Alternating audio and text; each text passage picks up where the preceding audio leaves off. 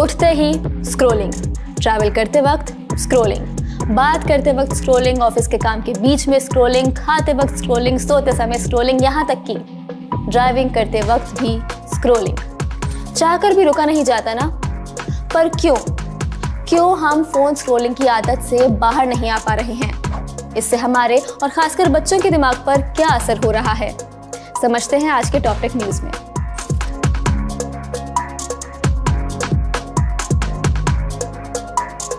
हाल ही में एक चौंकाने वाली न्यूज सामने आई। कथित रूप से मेटा ने एक ऐसी अहम इंटरनल रिसर्च को छुपाया जिसमें बताया गया कि इंस्टाग्राम और फेसबुक टीनेजर्स की मेंटल हेल्थ को खराब कर सकता है। मेटा ने एक रिसर्च प्रोजेक्ट शुरू किया। इसका नाम रखा गया प्रोजेक्ट मर्करी। इस टेस्ट में देखा गया कि जब यूजर्स अपने फेसबुक और इंस्टाग्राम 1 महीने के लिए डीएक्टिवेट कर देते हैं तो क्या होता है। सिर्फ 1 हफ्ते बाद ही पार्टिसिपेंट्स ने रिपोर्ट किया कि वो कम डिप्रेस्ड फील कर रहे हैं, उन्हें कम एंजाइटी हो रही है, कम अकेलापन महसूस हो रहा है और उन्होंने अपने आप को दूसरों से कंपेयर करना भी कम कर दिया है। पर मेटा ने इस स्टडी के रिजल्ट्स कभी पब्लिश किए ही नहीं। उल्टा अमेरिकी कोर्ट के मुताबिक ये प्रोजेक्ट ही कैंसिल कर दिया गया। कैंसिल करने की वजह बताई गई कि स्टडी में कुछ गड़बड़ी थी। पर मेटा की दी गई इस वजह से ना ही पेरेंट्स कन्विंस हुए और ना ही स्कूल्स, और मेटा पर मुकदमा कर दिया गया। साइंस ने भी प्रूव किया है कि सोशल मीडिया का इस्तेमाल बच्चों के लिए हानिकारक हो सकता है। हम मिले दिल्ली में बेस्ड साइकोलॉजिस्ट स्वाति चिटनिस से, जिन्होंने समझाया कि हम खुद को फ़ोन से दूर क्यों नहीं कर पाते और इससे हम पर क्या असर पड़ता है। आप किताबों से ब्रेक कैसे लेते थे? किताबों से ब्रेक, अपने पेज टर्न किया, एक चैप्टर ख़त्म हुआ, एक ब्रेक ऑटोमेटिक ब्रेक है। आप पढ़ाई कर रहे हैं, सेम लॉजिक है।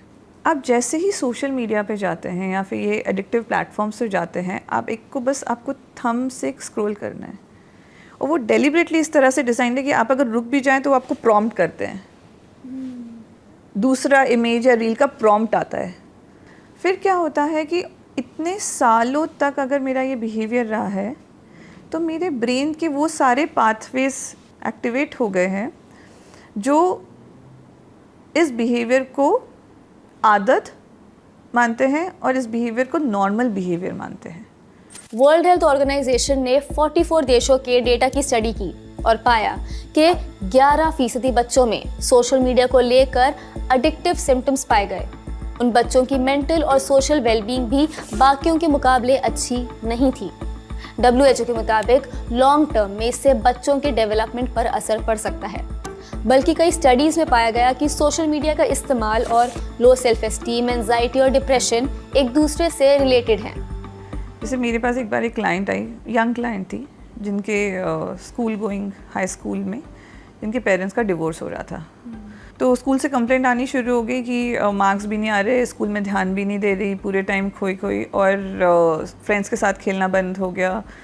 तो पूरे दिन ये बच्चा मोबाइल फ़ोन के, मतलब हमने जब मैप किया कि कितने घंटे हो रहे हैं तो 10 से 12 घंटे का टाइम था मोबाइल फ़ोन पे। और फिर जब थेरेपी में आए तो मैंने पूछा कि हाउ यू फीलिंग, आपको कैसा लग रहा है? I don't know. आपके पेरेंट्स का सेपरेशन हो रहा है, आपको कैसा लग रहा है? मुझे नहीं फ़र्क पड़ता, मुझे नहीं पता। हर चीज़ का जवाब यही था कि I don't know what I feel, I don't know what is happening. एक तरह से इमोशनल नंबिंग हो गई है। इंसान अगर अपने इमोशंस को ही नहीं समझ सकता तो फिर क्या होगा? इमोशनल प्रोसेसिंग ही नहीं हो रही है, क्योंकि इमोशनल प्रोसेसिंग का टाइम तो सारा फ़ोन को दे दिया। Sense of being lost, confused, restless, I don't know how to make sense of this life. What is happening with me? What is happening? Existential crisis. Exactly. नहीं, chances नहीं है आपकी, वो पूरे 100% वो ये वहीं लेके जाता है कि इसका मतलब ही क्या है। और एक्चुअली मैं जो देखती हूँ 20s में, मतलब 18, 19, 20 years old asking question, what is the meaning of this life? What am I even doing here? Why do I even have to do these things? आप एक लो ग्रेड एंग्जाइटी के साथ जी रहे हैं। When will you calm? When will you relax? इसकी वजह से लोग बहुत ज़्यादा कंप्लेंट करते हैं स्ट्रेस और बर्नआउट की, क्योंकि आपने रिलैक्स किया ही नहीं। और इसका सबसे, जो आज के दिन का सबसे कॉमन कंप्लेंट है, मुझे नींद नहीं आती। मुझे बहुत देर से नींद आती है, मैं 2-3 घंटे बेड पे लेटी रहती हूँ, पर मुझे नींद ही नहीं आती। सुबह नींद आती है, फिर उठने का टाइम हो जाता है, और जब नींद आती भी है तो बहुत अजीबोगरीब सपने आते हैं, क्वालिटी ऑफ स्लीप कम हो गई। लेकिन बहुत लोग कहते हैं कि हमें फ़ोन देखते देखते नींद आती है। बिल्कुल आती है, वो क्रैश हो जाते हैं, वो रिलैक्स नहीं हो रहे, उसको बोलते हैं कि यू क्रैश नाउ, राइट। आपको लग रहा है पैसिवली कंज्यूम कर रहे हो, आपका माइंड तो एनालाइज कर रहा है कि उसकी फ़ोटो में क्या था, उसकी लाइफ में क्या हो रहा है, अरे करियर में कहाँ चले गए, मैं कहाँ हूँ, ये इनविजिबल है सारा। तो ये कांस्टेंट कंपैरिजन चल रहा है, कांस्टेंट एनालिसिस चल रहा है। तो जब आप ऐसी अवस्था में सो भी गए तो आप रिलैक्स तो नहीं हुए, तो ना आप मेंटली रिलैक्स हो, ना आप बॉडीली रिलैक्स हो। अच्छा, हमारे टाइम पे टीवी को लेकर ही होता था कि पूरे टाइम टीवी के सामने बैठे रहते हैं, तो ये टीवी और फ़ोन का इम्पैक्ट सेम है? जब आप टीवी देखते थे, बहुत सारे ऐसे फीचर्स थे टीवी में जो मोबाइल फ़ोन से अलग है। एक मूवी चलती थी 1 घंटा, 2 घंटा, 3 घंटा, राइट। ऐसा नहीं था 30 सेकंड्स के ये थंब बेस्ड इंगेजमेंट चल रहा है, ये नहीं होता था, राइट। क्या सोशलाइजिंग भी टीवी के साथ होती थी? क्या पढ़ाई टीवी के साथ होती थी? नहीं। टीवी आपका अटेंशन फ्रैगमेंट कर रहा था? नहीं।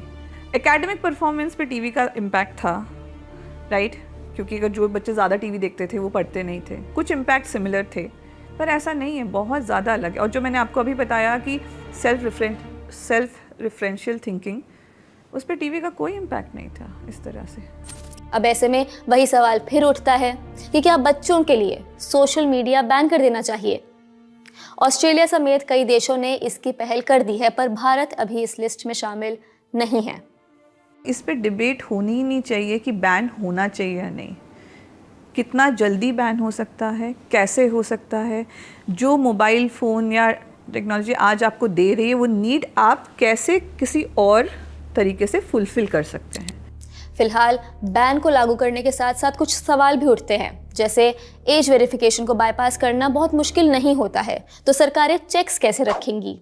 बैन को बाईपास करने के चक्कर में बच्चे कहीं डार्क वेब की ओर ना चले जाएं। सोशल मीडिया एक जरिया बन चुका है दुनिया से जुड़ने का, दुनिया को समझने का, न्यूज़ कंज्यूम करने का। तो सरकारें कैसे इंश्योर करेंगी कि बच्चे डिजिटल स्किल डेवलपमेंट में पीछे ना रह जाएं? बहरहाल ये तो साफ है कि सोशल मीडिया कंपनियां किसी भी हाल में ये नहीं चाहती कि हम अपने अकाउंट्स डीएक्टिवेट करें या स्क्रॉलिंग कम करें, पर हम खुद को तो समझ सकते हैं ना। अपनी स्क्रॉलिंग की आदत को अन्य आदतों से रिप्लेस कर सकते हैं। खुद से पूछ सकते हैं कि हम कौन सी रियल लाइफ प्रॉब्लम या इमोशन को अवॉइड करने के लिए सोशल मीडिया यूज़ कर रहे हैं। आप सोचिए इस बारे में। मिलते हैं अगले हफ्ते।